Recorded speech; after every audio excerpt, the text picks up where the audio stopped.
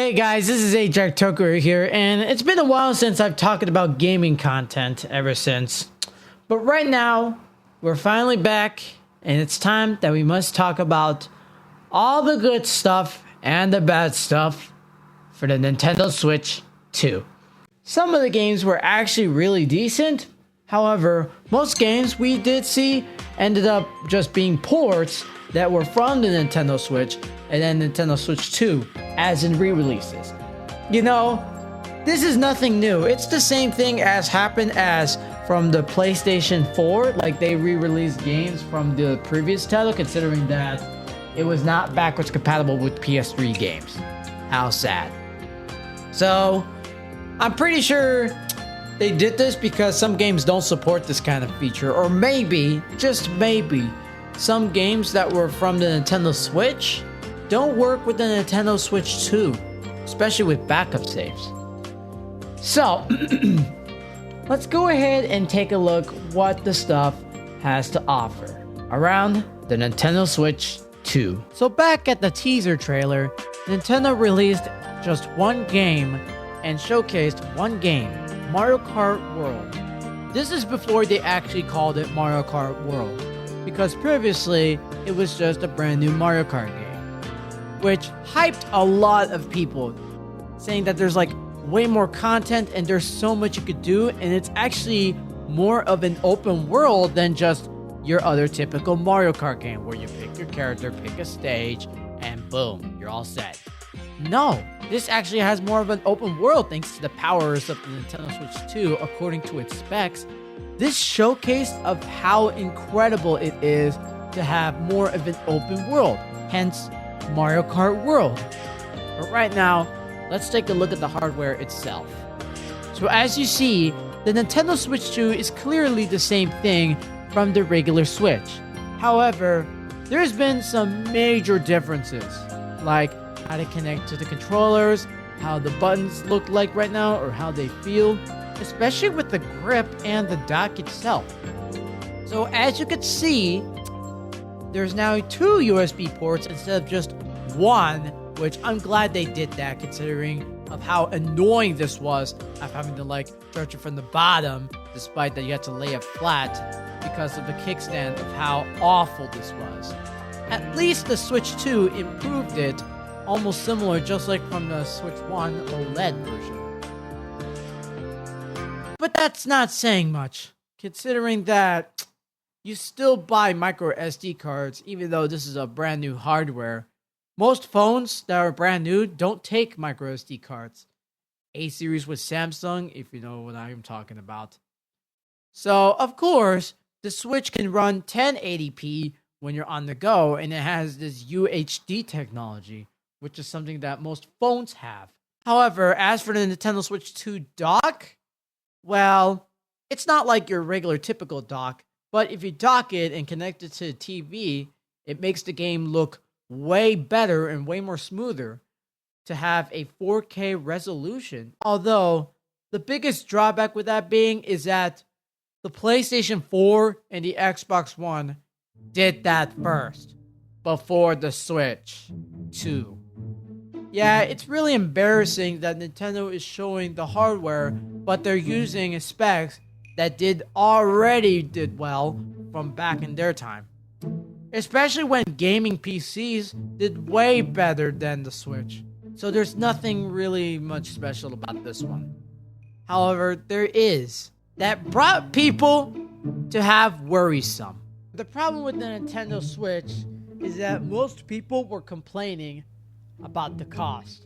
So as you can see, the problem with that is how much it costs for the Nintendo Switch 2 and the bundle itself.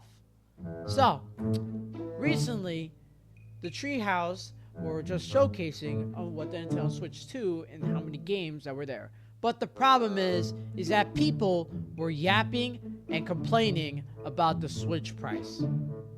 So, as you can see right now, the Nintendo Switch 2 alone cost $449.99, while the Switch 2 that comes with Mario Kart costed $499.99. So, because Nintendo Switch games can be more expensive, like the game itself, Mario Kart World, costs $79.99.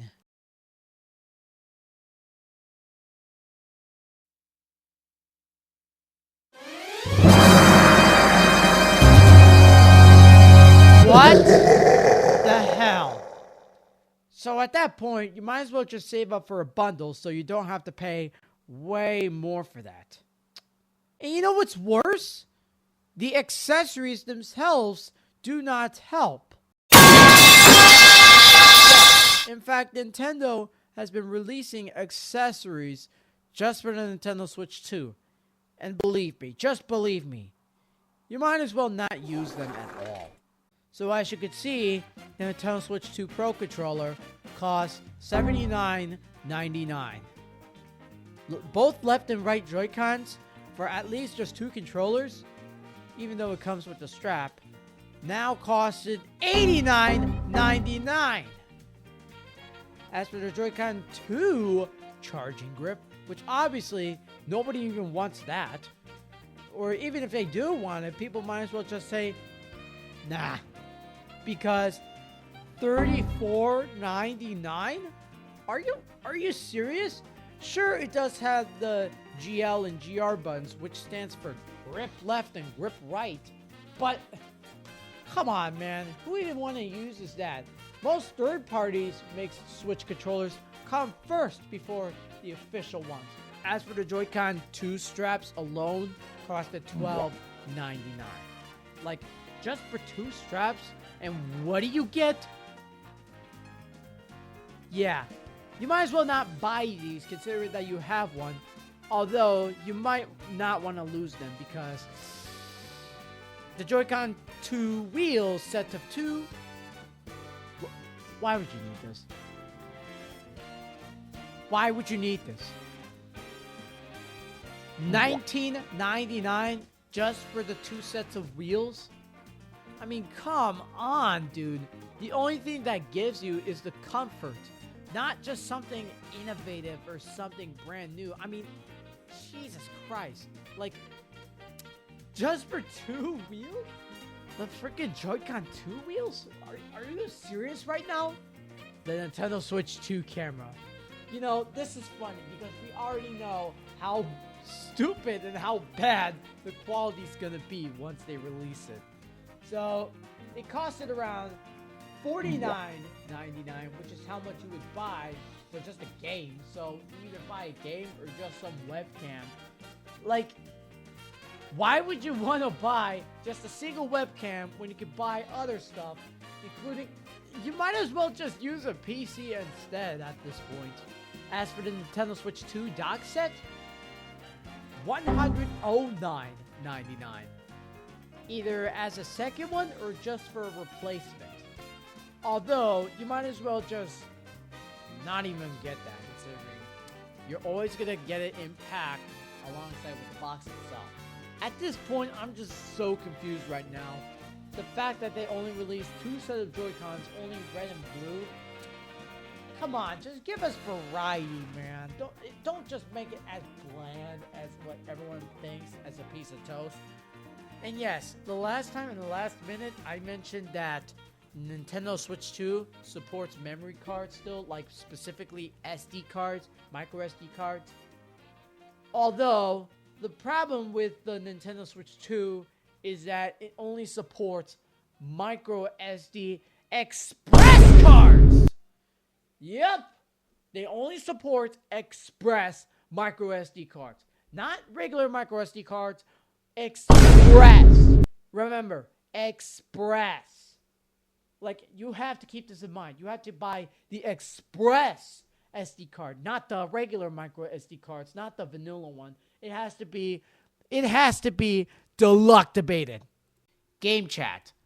So, of course, the webcam has this game chat feature, but because instead of having your own headset, like how every gamers have, or how people usually wear, like, you really think I'm that dumb? You can literally see them on their face cam. I'm pretty sure Nintendo has no idea what PC gaming is. And because of that, they thought, oh, the microphone should be in the hardware, which is next to the TV and that's where the speakers are at. You know, this is all WeChat all over again. Like, we already had problems with the WeChat feature, and of course it's not gonna do well, and it's probably not gonna age well ever since. As for game share, of course you could share your screenshot of your games, or you can share at least the portion with friends and family. Just one person needs their own game for everyone to play together. You know, this is something similar as the DS download play and the 3DS download play, where one person does have the game, but the other doesn't, so you just give them the piece of all that. Although, it's not really that. Game share is actually similar to Parsec, as Parsec is an app that you have to download it on your PC and screen share it, so others can play with you, especially for local games, so you don't have to. You don't have to bring your whole console, you don't have to bring your own game cards to them. Speaking of game cards, there's also virtual game cards. So, if you buy digital games, then they become virtual game cards. So basically, you need to have your account linked to it, so making sure that you have the rights to continue up and pick you up where you left off. Although virtual game cards just got a whole lot easier. I mean, at least for the better or worse. But you still have to worry about your backup saves, just in case if your systems get lost. So, if you're excited about the new Nintendo Switch game, Nintendo Switch 2, you have to pre-order it as soon as possible. Because if you miss your chance, too bad, so sad. Because this thing is gonna sold like crazy. But not much considering the price. As of right now, Nintendo, please, cut the price. Please at least cut $100 or $200, because $500 is the same price as the PS5 when it launched. Same thing goes for the Xbox Series X. Holy crap. So, I just hope that they would cut the price just for once, because it is like excruciating impossible to do so. And that's all I gotta say. So, thank you guys so much for watching. I hope you enjoyed this video. If you did, make sure you leave a like and subscribe. We'll be releasing every daily animations on short videos on YouTube and every other social media platform. So, I hope you guys enjoyed your time and hope you have a wonderful day. So, if you did, I'm glad to hear that. So, have a good weekend. I'll see you guys later. Goodbye.